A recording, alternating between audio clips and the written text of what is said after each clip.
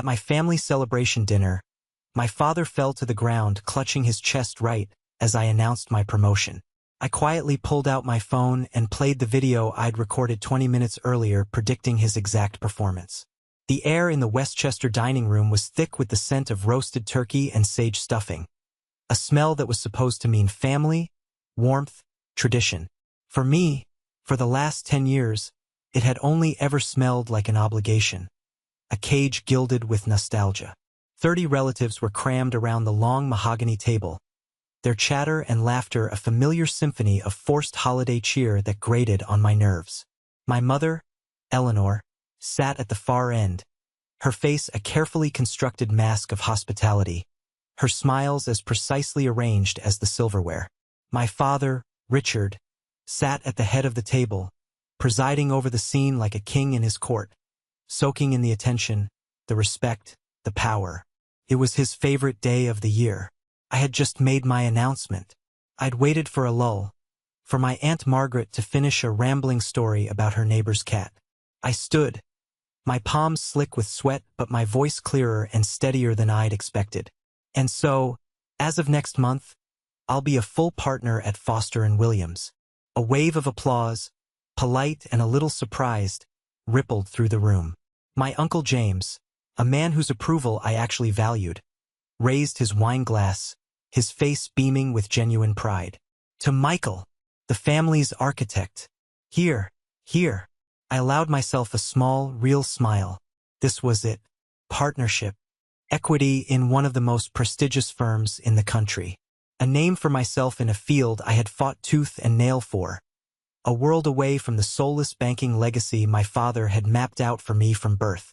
For a fleeting, intoxicating second, I caught a flicker of something in my mother's eyes, unadulterated pride, before she quickly looked away, her gaze darting anxiously toward my father, as it always did. And then, right on schedule, the show began. Just as the applause died down, just as people were turning back to their conversations, my father's wine glass slipped from his fingers. It didn't just drop. He released it with the theatrical flair of a silent film star, letting it fall to the hardwood floor where it shattered, the sound cutting through the room like a gunshot. A collective gasp went through the room. He made a soft, guttural sound, his hand flying to his chest, clutching the left side of his expensive suit jacket with a practiced agony. His face, which had been ruddy with wine and conversation moments before, contorted into a mask of unbearable pain. "Richard?"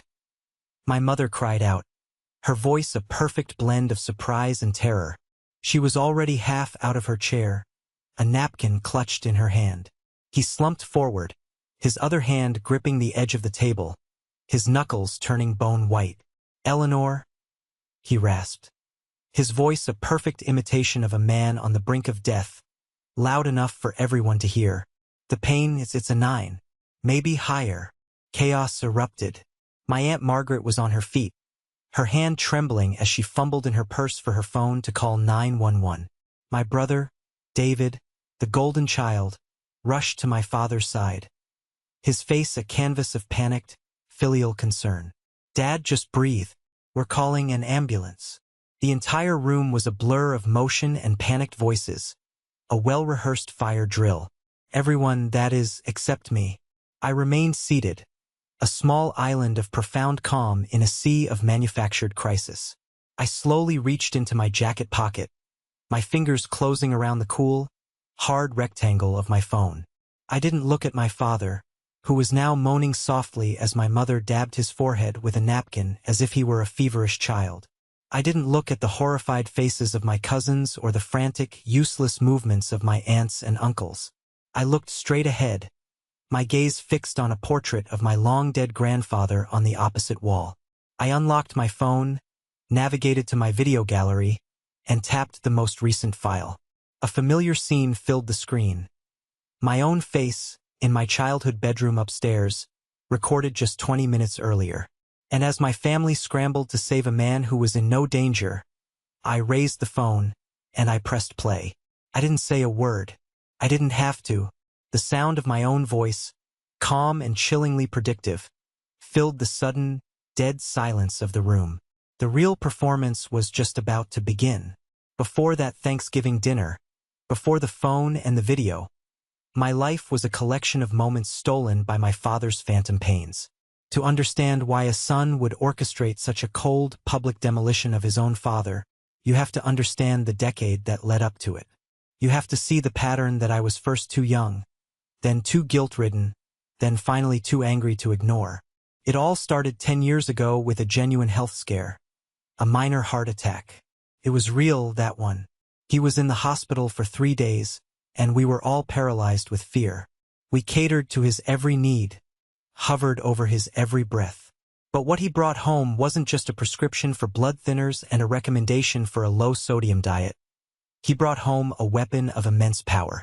He had discovered that his perceived fragility gave him a level of control over us that his domineering personality, as forceful as it was, never quite could. It was the ultimate trump card, a get-out-of-jail-free card for any accountability, and a golden ticket to the center of everyone's attention. The first time he played it, the theft of my joy was so swift and complete it left me breathless. I was at my graduation from Cornell's prestigious architecture program. I was on stage, the dean had just called my name, summa cum laude.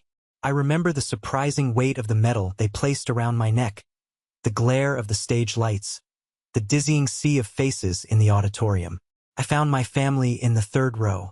My mom was beaming, tears openly streaming down her face. My brother David was clapping enthusiastically. And for a split second, I thought I saw it in my father's face, too, a genuine flicker of pride. But then, like a shutter closing, his expression shifted. His smile tightened, his hand went to his chest, and he slumped forward in his seat with a soft, theatrical groan. The rest of the ceremony vanished. The pride, the sense of accomplishment, all of it evaporated in a cloud of familial panic. My day became a frantic rush out of the auditorium before they even handed out the diplomas. My memory of that afternoon isn't of celebration, but of my mother's panicked whispers, my father's weak moans, and the sterile antiseptic smell of the Ithaca General Hospital ER. We spent 6 hours there. Doctors ran a dozen tests, hooked him up to machines that beeped with a steady, monotonous rhythm that mocked our anxiety. The final diagnosis, and I quote the weary-looking ER doctor, "His EKG is normal, his enzymes are fine, his blood pressure is a little high but not alarming. We can't find any cardiac event. It was likely just a panic attack or severe indigestion." By the time we got home, the moment was gone. Stolen. There was no graduation party, no celebratory dinner. Just hushed conversations about Dad's fragile condition and how the excitement was too much for him. He was the center of the story, a brave survivor. I was just a supporting character in his drama. This became the blueprint for the next decade. My successes became the triggers for his episodes.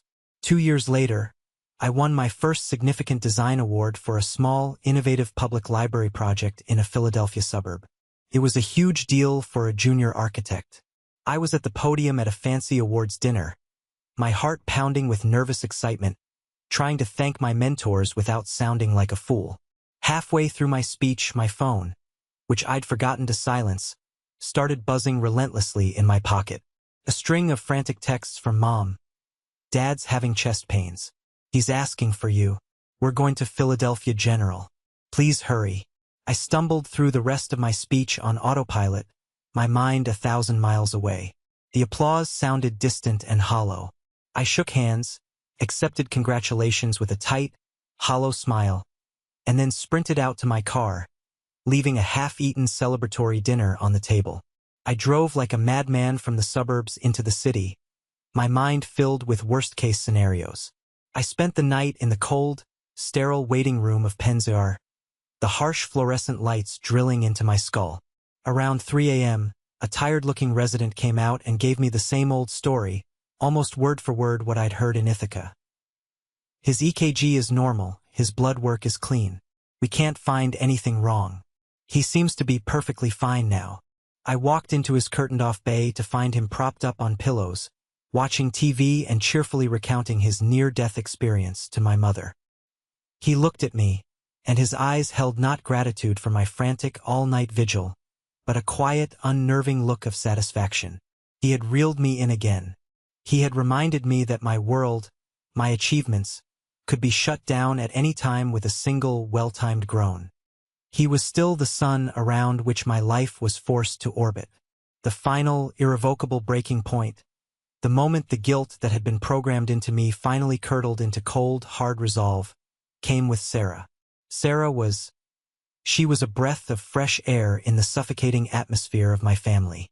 She was brilliant, funny, a landscape designer who understood my passion for creating spaces that people could live and breathe in.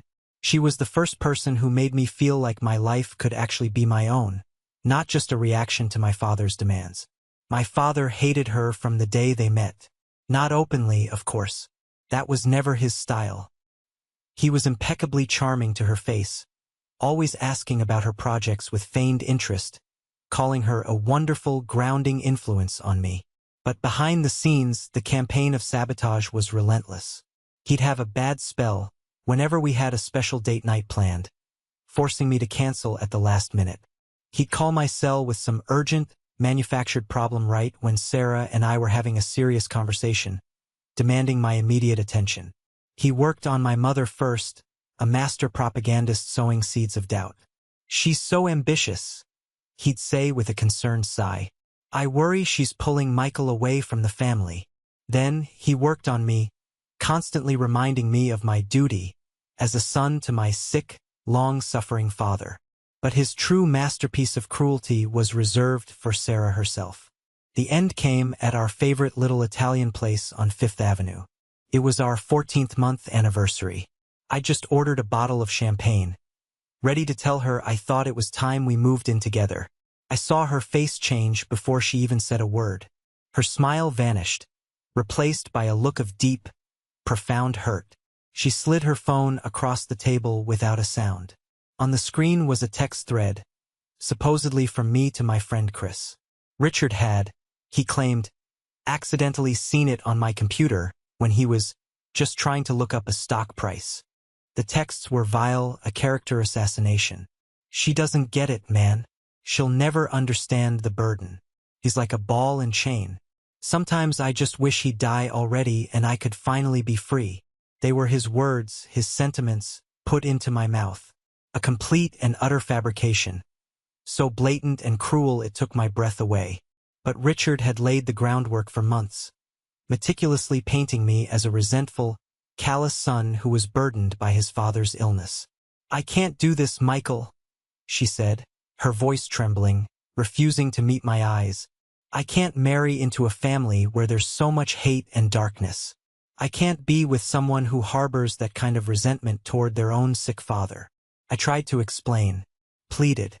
I told her it was a lie, that he was manipulating her, manipulating all of us, that he had done things like this before. But the seed of doubt had been planted and watered with crocodile tears for over a year. She looked at me, and I could see she didn't believe me. She saw the monster he had so carefully crafted. Later, my father would casually mention in passing how poor Sarah had called him for advice on how to handle our relationship, and how he had counseled her to follow her heart and not tie herself to someone so clearly unhappy. The smugness in his voice was like acid in my stomach. That night, something inside me broke. The part that made excuses for him, the part that carried the guilt, the part that desperately hoped he would change. It all just shattered into a million pieces. In its place, something cold and sharp and resolute began to grow. Vengeance was too simple a word for what I wanted. It was a need for truth, for liberation, for justice. That's when I turned to the only person who might understand. My colleague, Chris. We were working late on a project, surrounded by blueprints and empty coffee cups, and I just unloaded everything on him. The graduation, the award ceremonies, the ruined vacations, and finally Sarah. Chris wasn't a sentimental guy, he was a structural engineer. He saw the world in terms of stress points, load-bearing walls, and foundational integrity. He listened patiently, his face unreadable. When I was done, my voice raw with a year's worth of unshed tears, he didn't offer a single word of sympathy. He offered a strategy. "Stop treating this like a family drama, Michael," he said, pushing a yellow legal pad and a pen toward me. "Your father is not a sick man. He is a saboteur. He is undermining your entire life structure. So treat this like a hostile takeover. You need data. You need to become an expert on his methods. He started sketching columns on the pad. Document everything. Time, date, location. What was the alleged symptom? What was your activity at the time? Who was present? What was his exact phrasing? What was his self-reported pain level? Duration of the episode? His recovery time and behavior? Everything. Find the pattern. Find the structural flaw in his narrative. Once you have enough data to prove a systemic failure, you can plan a controlled demolition. His words were a lifeline in the storm of my emotions. It was a language I understood. Data, structure, a blueprint for deconstruction. So I began. I bought a small, black moleskine notebook that I carried with me everywhere. Every phone call, every episode, every ruined plan was logged with the dispassionate precision of an engineer. And as Chris predicted, the pattern that emerged was as clear and undeniable as a blueprint. 1. The attack always happened during or immediately after a moment of my personal or professional success. 2. He always clutched the left side of his chest, regardless of whether the supposed ailment was his heart, his stomach, or a sudden dizzy spell. 3. He always called weekly for Eleanor, never for me or my brother, casting her in the role of savior and him as the helpless victim. 4. His self-reported pain level was always a dramatic 8, 9, or 10, never a manageable 6 or 7. 5. The recovery was always just long enough to completely and irrevocably derail my event, usually 2 to 3 hours, after which he would be exhausted but stable. The most damning piece of evidence came to me by accident. One evening, about a year after my documentation began, I came home to my parents' house to pick up some old books. The house was quiet. I thought no one was home. Then I heard a strange, rhythmic noise from my parents' master bathroom. The door was slightly ajar. I peered through the crack, my curiosity piqued. And there he was, my father, standing in front of the large vanity mirror in his undershirt, practicing. He'd clutch his chest, his face screwed up in a grimace. Then he'd relax, study his reflection with the critical eye of an actor reviewing a take, and try again with a slightly different groan, a more pained whisper, a more staggered, breathless delivery of the word Eleanor. I felt a wave of pure, unadulterated nausea wash over me. It was one thing to suspect, to have data points in a notebook. It was another thing entirely to see it, to witness the rehearsal. My hand was shaking so badly I could barely operate my phone. I managed to record 30 seconds of it through the crack in the door before I had to back away, afraid I was going to be sick. I didn't know what I would do with it, but I knew with every fiber of my being that this was the cornerstone of my case. I saved the video, and I kept logging the data. I knew then that a single piece of evidence wasn't enough. He would deny it, twist it, call me cruel. I needed an ironclad case. I needed to build a cage of truth so strong and so perfectly constructed that even a master manipulator like my father couldn't find a way to escape it. I just needed the right stage on which to build it. And then my mother called with an invitation to a big family Thanksgiving at the old Westchester house, with the entire extended family present. The perfect stage. The perfect jury. The decision to turn Thanksgiving dinner into a courtroom wasn't made in a single vindictive flash. It was a slow crystallization, the final, hardening layer of a decade of accumulated pain and meticulously gathered data. My strategy, as Chris would have called it, had 3 phases. Phase 1 was securing my key witness. I had to face the ghost of my biggest failure, Sarah. I knew the fake texts he'd used to destroy our relationship were the emotional core of his cruelty. It was the difference between him controlling my life and him actively sabotaging it. It was proof that his manipulations weren't just about demanding attention. They were about ensuring I had no source of happiness or support outside of his suffocating orbit. I needed that proof, and I needed her to deliver it. I found her through a mutual friend from our Cornell days. She was married now with a 1-year-old son, living in a charming little town in Connecticut. My hands were sweating so much I had to wipe them on my pants before I could dial her number. My heart was pounding like a drum. "Hello," Her voice was hesitant, laced with a caution that was years old but instantly recognizable. "Hi, Sarah," I said, my own voice tight and unnatural. "It's Michael. Michael Clark." The silence on the other end of the line was a chasm. "Michael," she finally said, her tone flat and unreadable. Wow. What do you want?" "I know this is out of the blue," I rushed, afraid she would hang up. "I swear, I wouldn't be calling if it wasn't critically important. Can we meet? Just for coffee? I need to show you something." She was quiet for a long moment. "I don't know if that's a good idea, Michael." "Please, Sarah," I begged, swallowing my pride. "Just half an hour. It will explain everything." To my surprise, she agreed. We met at a sterile, anonymous Starbucks on I-95, a purgatory of a coffee shop halfway between her new life and my old one. She looked good, happy in a way that sent a sharp pang through my chest, a ghostly echo of the life I could have had. She was guarded, her arms crossed tightly over her chest, creating a physical barrier between us. "What's this about, Michael?" she asked, not unkindly, but with the weary tone of someone who had long since closed a painful chapter. I didn't waste time with small talk. The wound was too old for pleasantries. I slid my phone across the table, an article about PTSD in veterans open on the screen. "Read this," I said. She looked confused. "Just the first paragraph." She read it, then looked up. "Okay, what does this have to do with anything?" "Now watch this," I said, and played the video of my father rehearsing his heart attack in the mirror. She watched it once, her brow furrowed in deep confusion. "I don't understand. What is he doing?" "Watch it again," I said softly. She did, and I saw the exact moment the light of comprehension dawned in her eyes. It was like watching a building collapse in slow motion. Her posture changed.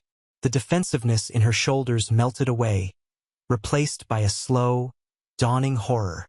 Her mouth fell slightly open. Her hand came up to cover it. "Oh my God," she whispered, looking up from the phone, her eyes wide and filled with a sick understanding. "He was performing? He was practicing? For 10 years, I said, my voice quiet but heavy with the weight of that decade. "And he used you. He used you as a prop in one of his greatest performances." I then laid it all out for her, the logbook, the meticulously documented pattern of stolen moments, the calculated cruelty. I wasn't asking for sympathy or trying to win her back. I was presenting a case to a fellow victim. When I was done, she was silent for a long time, just staring into her now cold latte, her world reordering itself around this new, ugly truth. "Those texts," she finally said, her voice shaking with a new kind of anger, a righteous fury that was on my side. "The ones he showed me, the ones where you supposedly said you wished he would. I just nodded, my throat too tight to speak. The memory was still a raw, open wound. "I knew you were angry at him, but I never, ever thought you were a cruel person," she said, her eyes locking onto mine. "He convinced me.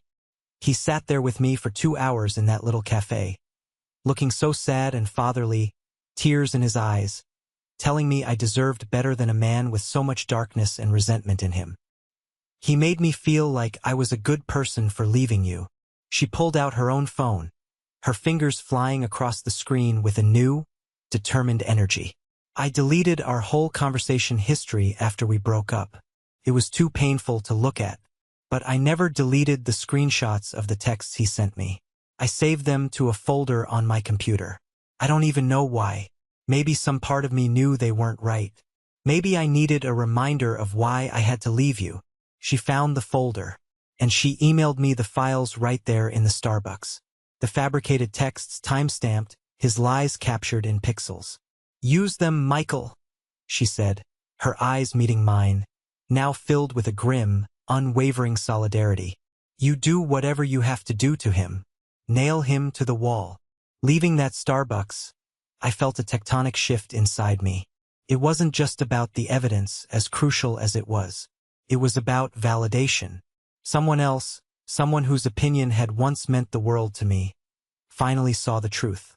I wasn't crazy. I wasn't the villain. I was a survivor. Phase 2 of my plan involved neutralizing my brother, David. David was the golden child, the willing accomplice. He'd done everything right in my father's eyes, went into banking at his father's old firm, joined the right country club, married a woman my father practically handpicked for him. He called me a few days after I'd talked to my mom about coming for Thanksgiving. His voice oozing with that fake, saccharine concern he'd perfected over the years. "Hey, Mike," he started, his tone dripping with condescension. "Mom told me you're gracing us with your presence. That's great. It'll mean the world to Dad." "I'm sure it will," I said, my tone as flat as a Kansas landscape. There was a calculated pause.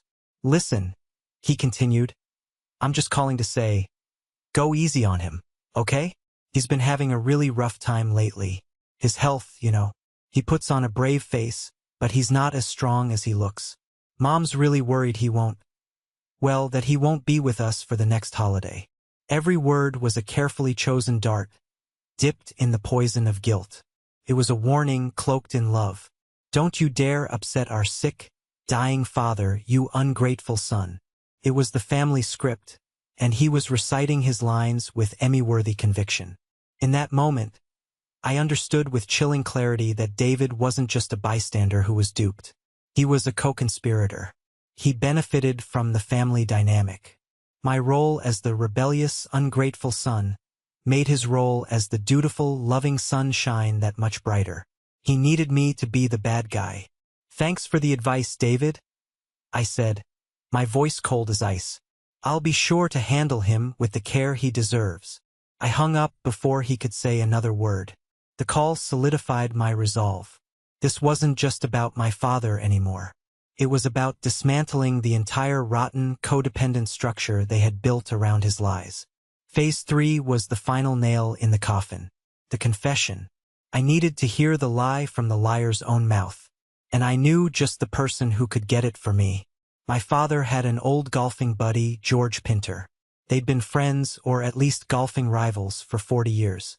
I knew from my mother's incessant chatter that Richard loved to brag to George, especially after a few scotches at the 19th hole. I cornered him one afternoon in the parking lot of his exclusive golf club. George was a portly man with a nervous sweat and shifty eyes, a man who clearly hated confrontation. He was terrified the moment he saw me approaching his pristine Mercedes. "Michael, what a pleasant surprise," he stammered, trying to sidle past me to his car door. "I need to talk to you, George," I said, my body blocking his path. "It's about my father." He immediately got defensive, his face flushing.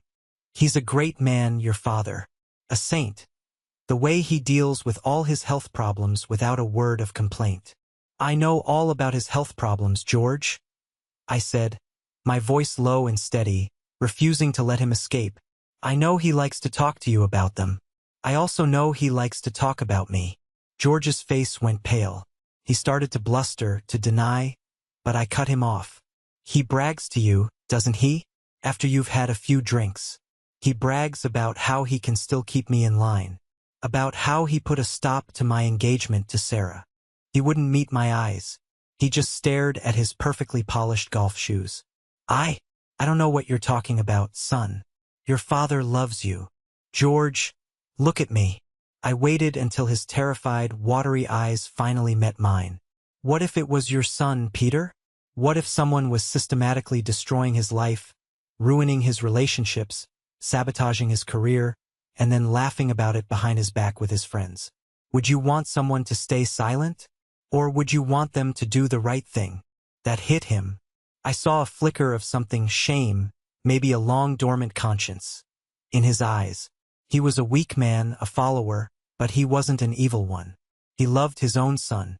He hesitated, then let out a long, shuddering sigh, a sound of pure, unadulterated defeat. "Your father, he gets carried away sometimes. He has a very unique sense of humor." He pulled out his phone, his chubby hands shaking. "He left me a voicemail a while back. After you and that lovely girl. After you broke up. I never deleted it. It didn't sit right with me, what he said. He played it for me right there in the quiet, sun-drenched parking lot.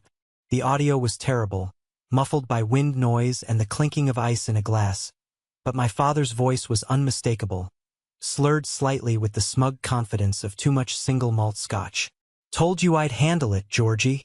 He was getting too big for his britches with that architect girl. Had to remind him who's in charge. A few tears from Eleanor, a few fake texts that made him look like a monster, and poof, she's gone. He'll come crawling back. They always do. He finished with a deep, ugly, self-satisfied laugh that seemed to curdle the very air around us. The sound of that laugh echoed in the quiet parking lot. George couldn't look at me. He just forwarded the audio file to my phone, his face a mask of shame. "I'm sorry, Michael," he mumbled, before practically running to his car and speeding away as if the devil himself were on his heels. I stood there for a long time, the muffled recording on my phone feeling heavier than a block of granite. I had it. I had everything. The pattern, the video evidence of rehearsal, the motive, the physical proof of sabotage. And now the confession. I had the truth in all its ugly glory, and I had the perfect stage on which to reveal it. Part 4. Eye of the Storm. Target word count. 1,050 words. The train ride from Penn Station to the Westchester suburbs felt like moving through a dream, or perhaps a nightmare I was consciously choosing to enter. The city's gray, concrete canyons gave way to the fiery, fleeting colors of late autumn, but I barely saw them. The rhythmic clatter of the Metro-North train on the tracks was a drumbeat, a metronome counting down the seconds to the confrontation I had spent a year planning. I wasn't nervous, not anymore. That emotion had burned off weeks ago, leaving behind a cold, crystalline calm that was almost frightening in its intensity. I had my phone in my hand, my thumb scrolling through the evidence I had gathered with the obsession of a detective on a career-defining case. It was all neatly organized in a digital fortress. I had created a folder on my home screen and named it, with a grim sense of irony that only I could appreciate, Project Liberation. Inside, the files were clearly labeled, a litany of my father's sins that each file was a nail. Together, I knew, they would build the coffin for my father's decade-long lie. I spent the entire hour-long train ride going over my plan, not like a son preparing to confront his family, but like a lawyer preparing for his closing argument. I knew the sequence. I knew the pacing. I knew the exact moment to strike for maximum impact. I wasn't just going to present evidence. I was going to stage a performance of my own, a counter-performance designed to dismantle his. When I stepped off the train onto the quaint platform in my hometown, my brother David was there to pick me up. It was a surprise, and not a pleasant one. It was a calculated power move, a way to control the narrative from the moment I arrived, to get inside my head. "Mike," he said, forcing a brittle smile that didn't come close to reaching his eyes. He looked me up and down, his gaze lingering on my suit bag. "Figured I'd save you the cab fare." "Thanks, David," I said, my voice carefully neutral, betraying nothing. The car ride was a 5-mile-long exercise in thick, unspoken tension. He tried to make small talk about work, about the stock market, about the goddamn Jets. I gave him one-word answers, my eyes fixed on the familiar scenery passing by my window. He finally gave up, turning the radio onto a classic rock station. The silence that followed was louder and heavier than the music. As we pulled into the long, gravel driveway of our ancestral home, the sprawling colonial house I grew up in, he shut off the engine. "Look," he said, turning to face me, his golden boy facade cracking for a brief second to reveal the enforcer underneath. "I'm only going to say this once. Just be nice today. For Mom's sake. No drama." It wasn't a request. It was an order, delivered with the quiet authority of the son who had always been in charge. I just looked at him, my expression unreadable. "I'm always nice, David." I walked into a house buzzing with a toxic, false warmth. My mother rushed to hug me, her embrace feeling fragile and desperate, like she was trying to hold the family together with her bare hands. "Michael, I'm so glad you could make it. Your father will be so pleased." Over her shoulder, I could see him in his favorite leather armchair by the fire, holding court, a glass of scotch in his hand, laughing loudly at his own joke. My Aunt Margaret, the family's resident gossip columnist, cornered me by the fireplace. "He looks so pale, doesn't he?" she whispered conspiratorially, glancing toward my father with a look of theatrical concern. "Eleanor is worried sick. He's been having these little twinges all week.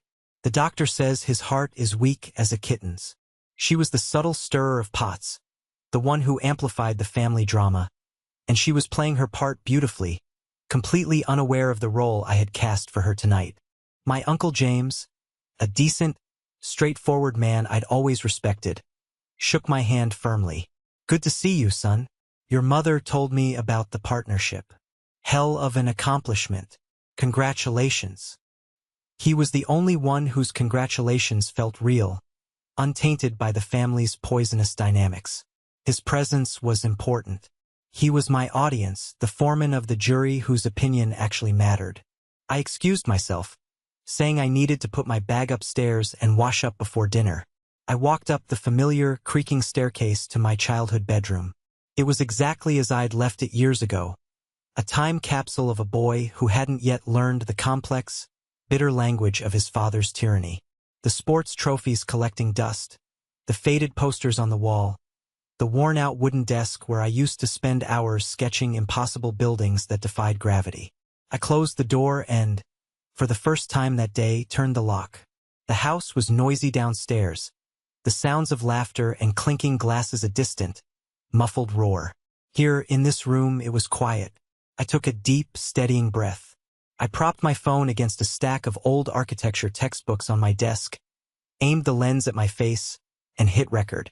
I looked directly into the lens, not as if I was talking to a device, but as if I was speaking to a future version of myself, a version that would need to remember the absolute clarity and conviction of this moment.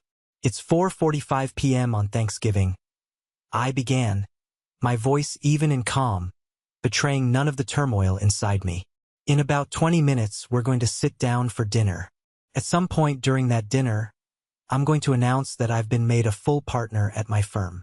After the initial congratulations die down, my father, Richard Clark, is going to have one of his episodes. He will wait for the applause to die down to maximize the dramatic effect. He will drop his glass or his fork. He will clutch the left side of his chest. He will moan and call out for my mother, Eleanor. When asked, he will rate his pain as a 9 out of 10, maybe higher. He will refuse an ambulance but will insist on being helped to his bedroom to lie down, effectively ending the celebration and making the rest of the evening about his suffering. I paused, letting the damning, predictive words hang in the quiet room.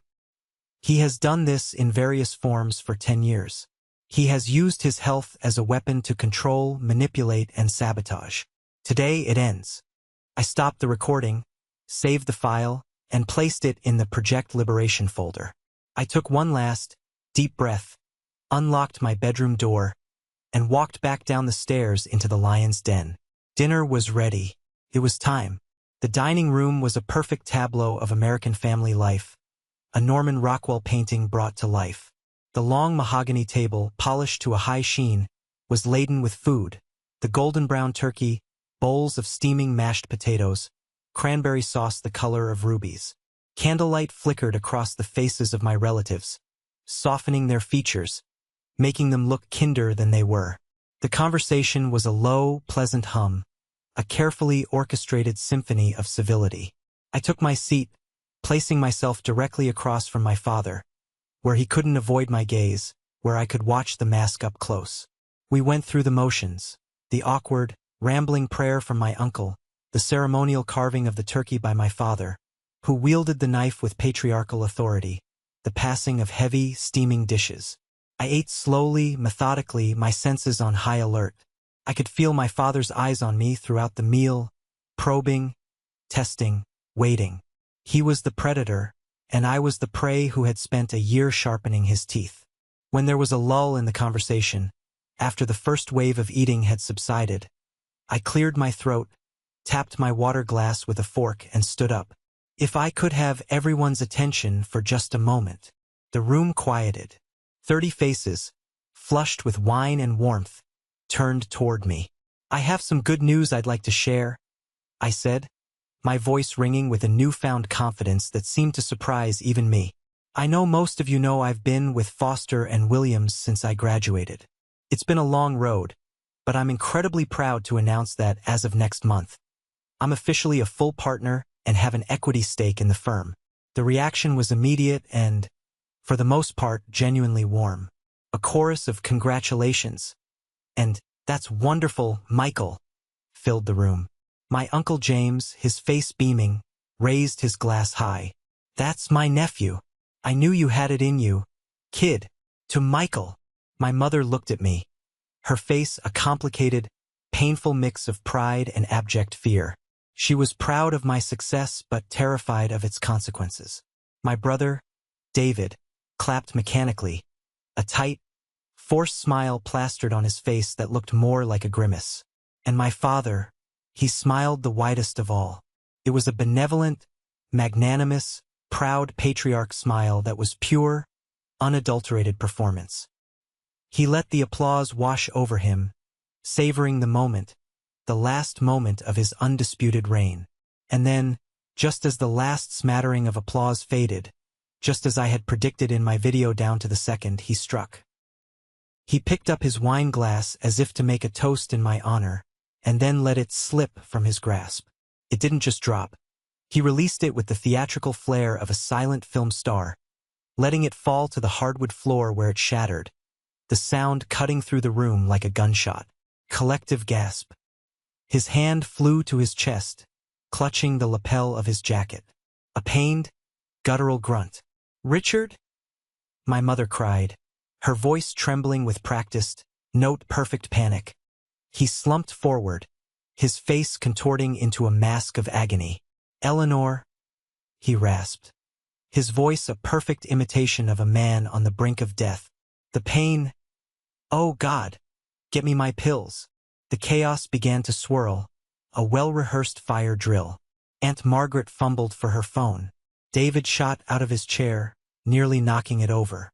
"Dad, what is it? Someone call 911. Now." No ambulance." My father managed to get out between shallow, staged breaths. "It will pass. Just help me upstairs. I need to lie down."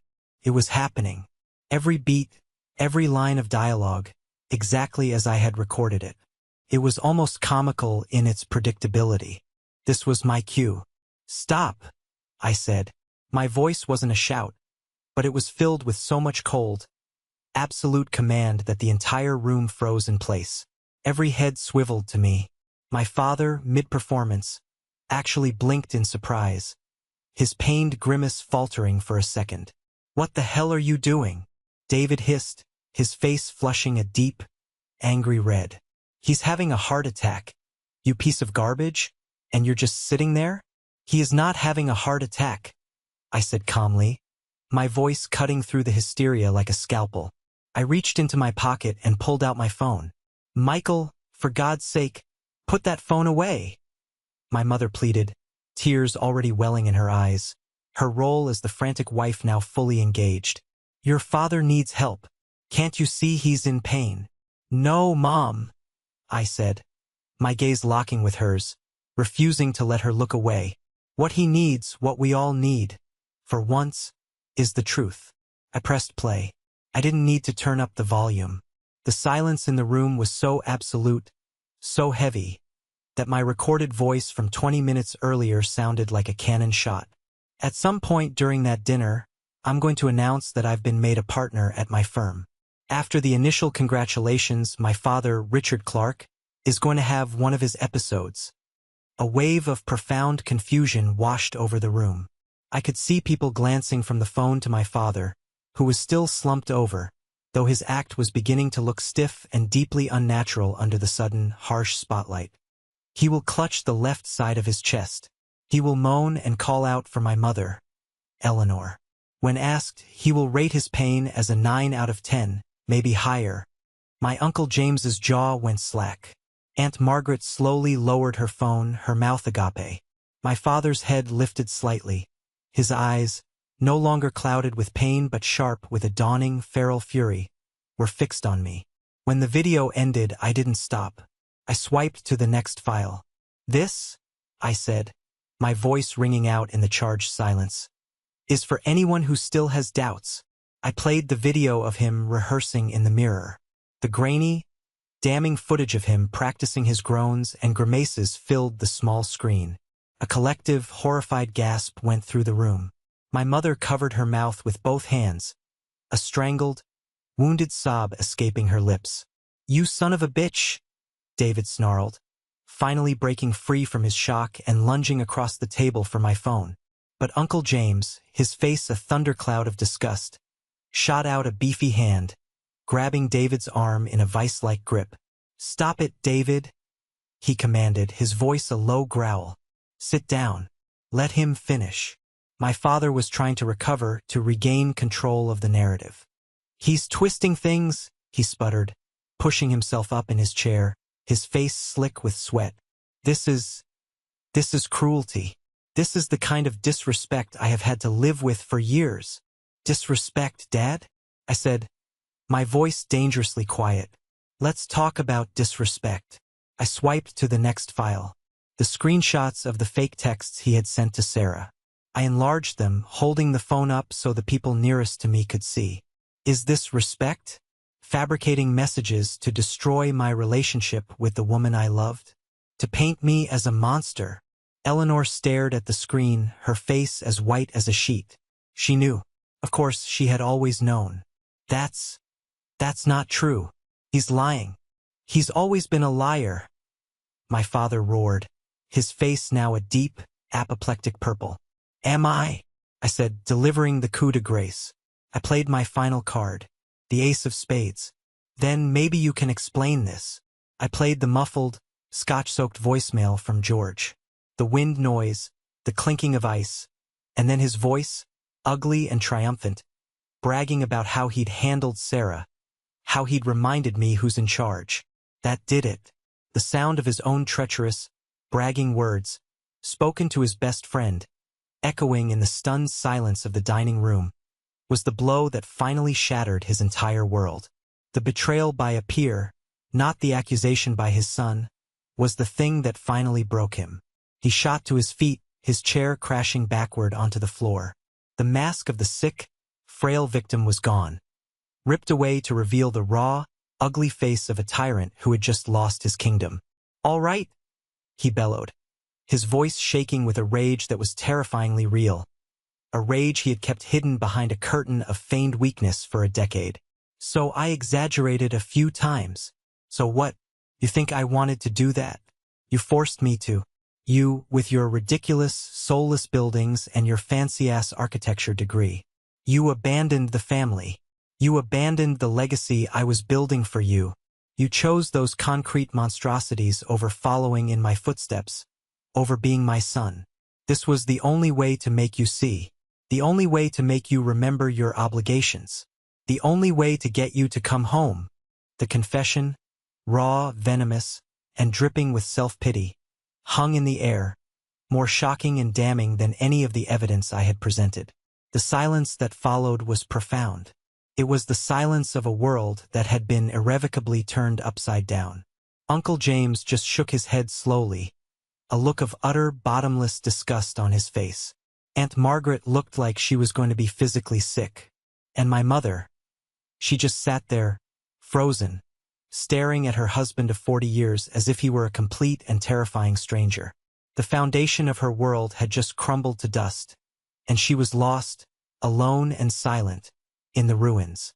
My father stood panting in the center of the wreckage he had created, his chest heaving not with a fake heart attack, but with the real, agonizing pain of being truly seen. He was exposed, and he was utterly, completely alone. In the deafening, ringing silence that followed my father's explosion, I felt a strange and unsettling calm descend upon me. The war I had been fighting for a decade was over. The truth was out, ugly and undeniable, laid bare on the ruins of a Thanksgiving dinner. But there was no triumph, no surge of satisfaction. There was just a vast, cold emptiness. I was the one left standing on the battlefield, surrounded by the emotional wreckage of the family I had just detonated. I didn't say another word. There was nothing left to say. The evidence had spoken, and his confession had been the closing argument. I calmly placed my phone back in my jacket pocket, the cool metal a familiar weight. I pushed my chair back from the table, the sound of its legs scraping against the hardwood floor unnaturally loud in the silent room. I stood up. Every eye, 30 pairs of them, followed my every move. I walked around the long table, my footsteps echoing with a heavy finality. I headed for the grand staircase in the foyer. "Michael, wait." It was my mother's voice, a broken, barely audible whisper. I paused at the foot of the stairs, my hand on the newel post, but I didn't turn around. Couldn't look at her. I couldn't bear to see the desolation in her eyes, the shame and the terror of a woman whose entire life had just been revealed as a sham. "Don't go," she pleaded, her voice cracking with a grief that felt years too late. "Please, we can fix this. We can talk about this." Fix this? How do you fix a foundation that was built on a lie? How do you repair a trust that was systematically pulverized over a decade with 1,000 small betrayals? I finally turned, just for a second, to face the wreckage. She was looking at me, her hands clasped together as if in prayer, tears streaming down her pale face.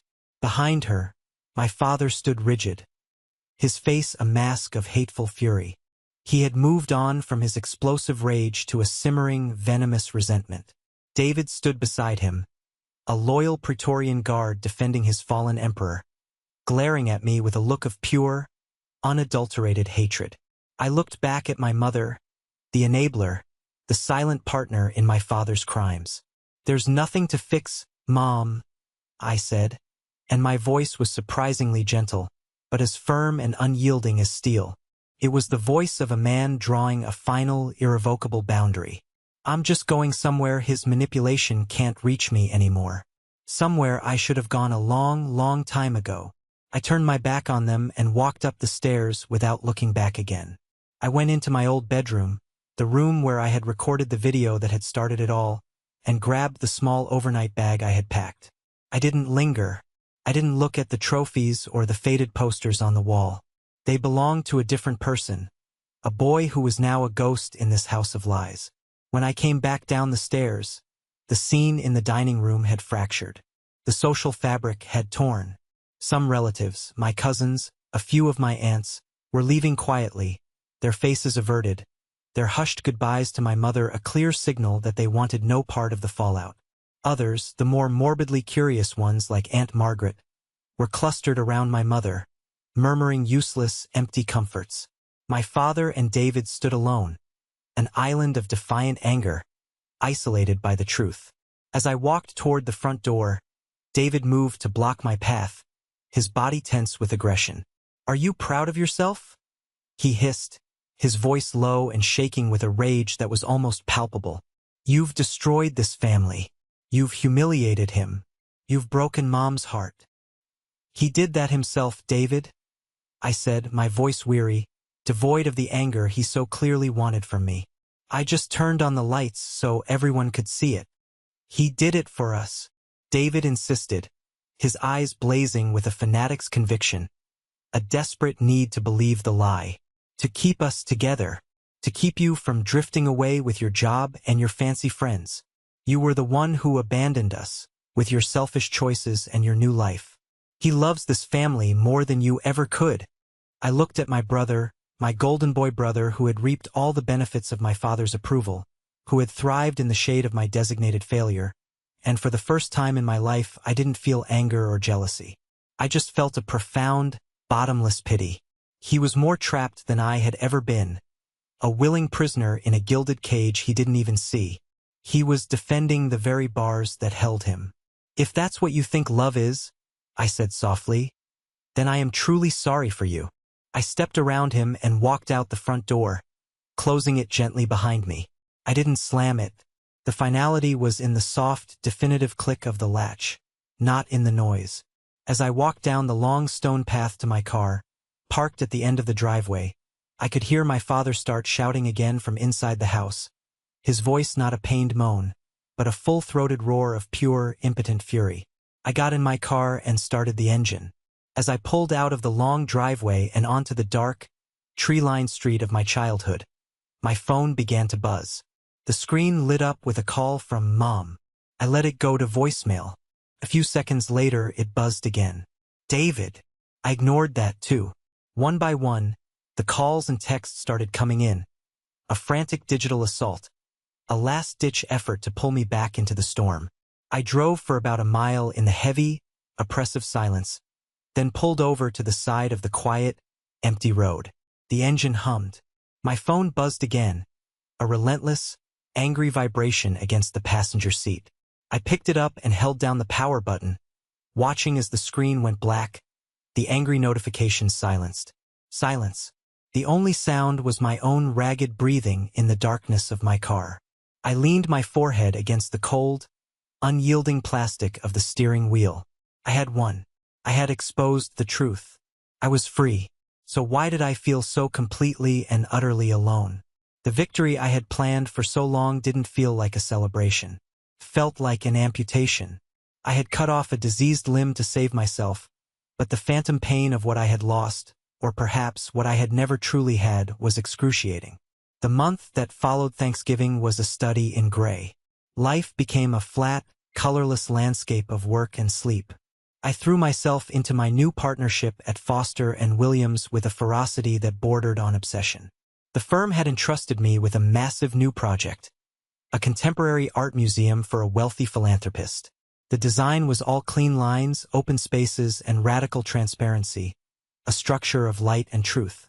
It was everything my family life was not, and I clung to the blueprints and models like a man clinging to a life raft in a cold, empty sea. I worked 16-hour days. I filled yellow legal pads with sketches and calculations, spent nights staring at blueprints until my eyes burned, and lived on a steady diet of black coffee and take-out Chinese food eaten straight from the carton. The long hours were a shield. They kept the silence at bay.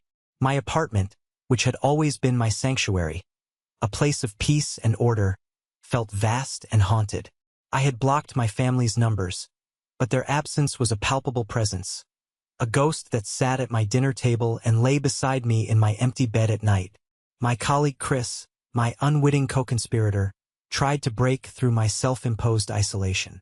"You did what you had to do, Mike," he'd say, leaving a container of homemade soup on my desk. "It's okay to not be okay. You just performed major surgery without anesthesia. It's gonna hurt for a while." I just nod, unable to articulate the strange, contradictory cocktail of emotions I was feeling. It wasn't regret. I never, not for 1 second, regretted what I did. It was grief, a profound and complicated grief. I was grieving for the family I wished I had, the family I had finally, painfully admitted to myself would never truly exist. One rainy Tuesday afternoon, about a month after that disastrous Thanksgiving, my assistant buzzed me on the office intercom. "Michael, there's a woman here to see you, an Eleanor Clark. She says she's your mother. She doesn't have an appointment." My heart hammered against my ribs like a trapped bird. I hadn't spoken to her, to any of them, since that night. I had imagined this moment 100 times, and in every version, I had told my assistant to say I was unavailable. "Send her in," I heard myself say, my voice a dry, unfamiliar croak. Eleanor walked into my office. It was a space I controlled, all glass and steel and clean, minimalist lines, with models of my buildings arranged like soldiers on display. She looked smaller than I remembered, and decades older. The carefully constructed mask of the perfect suburban hostess was gone, stripped away to reveal the weary, unguarded face of a woman who had been through a hurricane. She clutched her handbag to her chest like a shield, looking out of place and vulnerable amidst the monuments to my new life. "Hello, Michael," she said, her voice soft and hesitant. "Mom," I replied, my own voice stiff and formal. "What are you doing here?"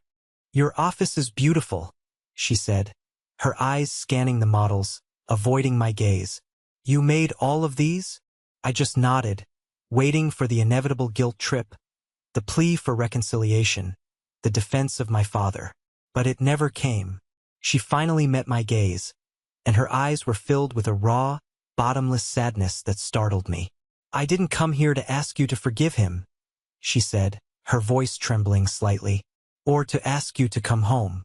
After what I've learned, what I've finally allowed myself to see, I don't think I have the right to ask you for anything, ever again. I stared at her, speechless, my own carefully constructed defenses beginning to crack. I came here to apologize, Michael, she continued, her voice breaking.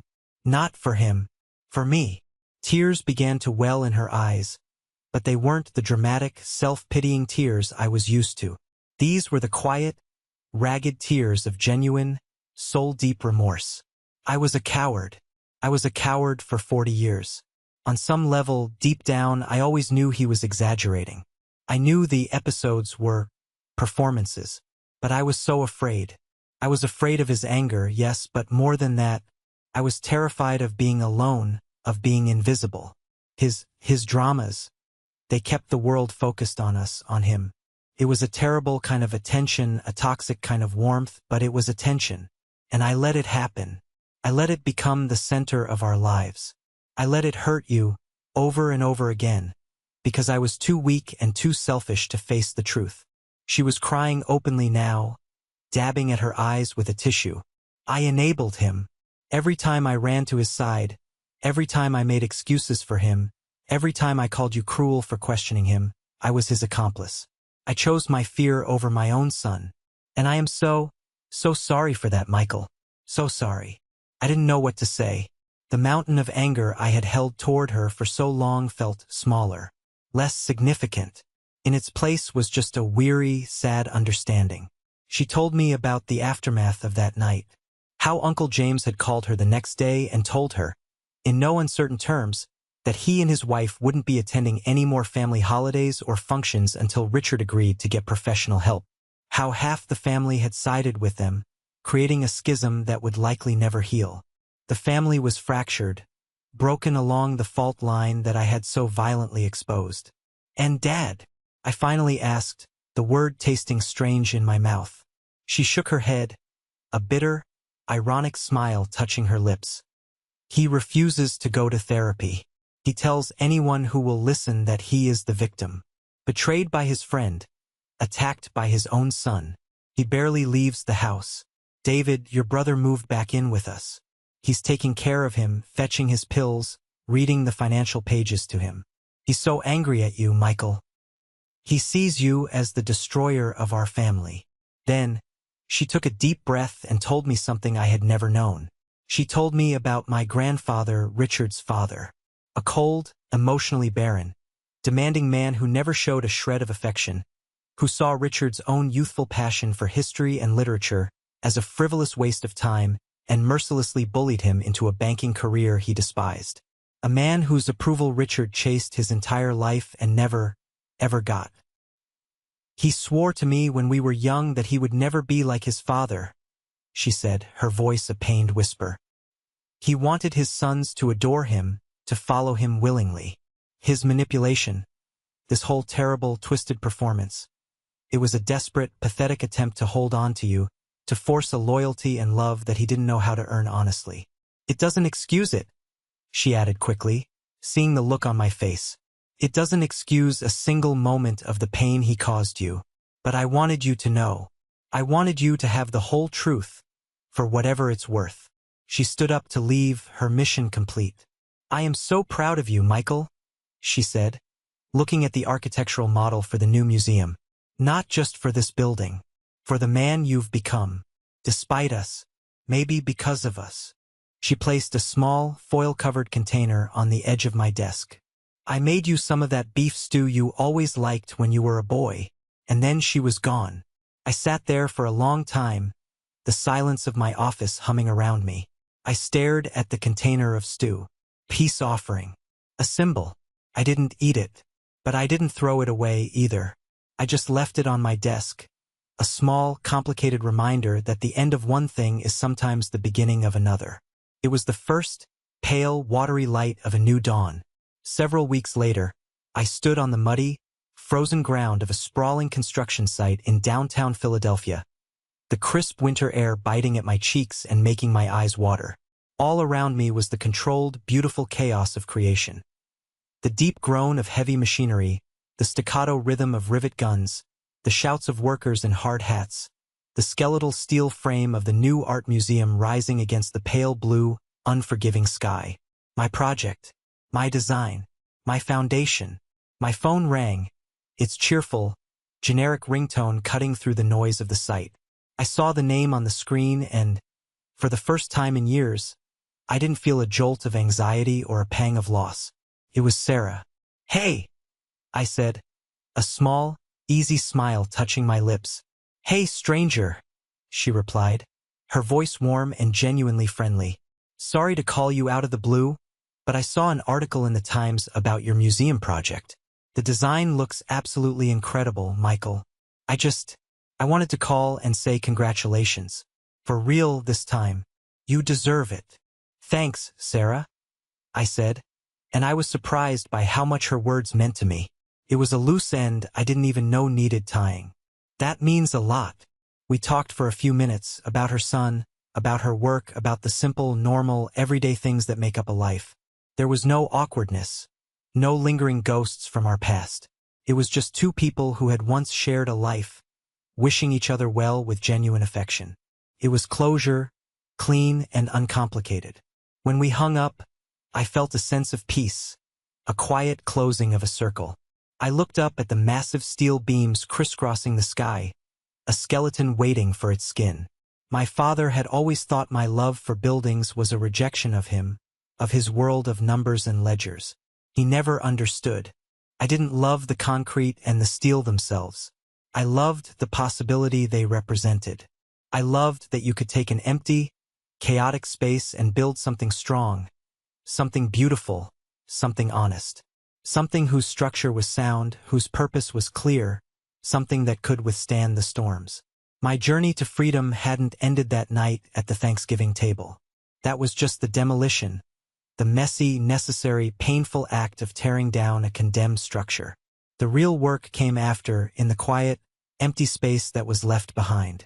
It was the slow, deliberate work of clearing the rubble, of processing the grief, and of laying a new foundation, one built on my own terms, with my own materials. Freedom, I had finally come to realize, wasn't about the single, dramatic act of exposing a lie. It wasn't about victory or revenge or even justice. It was the quiet, daily, often difficult process of choosing yourself. It was building boundaries as strong and as clear as retaining walls and filling your life with people and work that were real and true. It was understanding that you can love people from a distance, acknowledging the flawed, broken parts of them without letting their darkness extinguish your own light. I was no longer the son defined by his father's long, suffocating shadow. I was an architect, standing on a foundation of my own making, looking up at the sky, ready to build whatever came next. Thank you for listening to my story. I hope it resonated with you in some way. Have you ever had to make a difficult choice to protect your own peace and build your own life? Share your story in the comments below. And don't forget to like and subscribe for more content.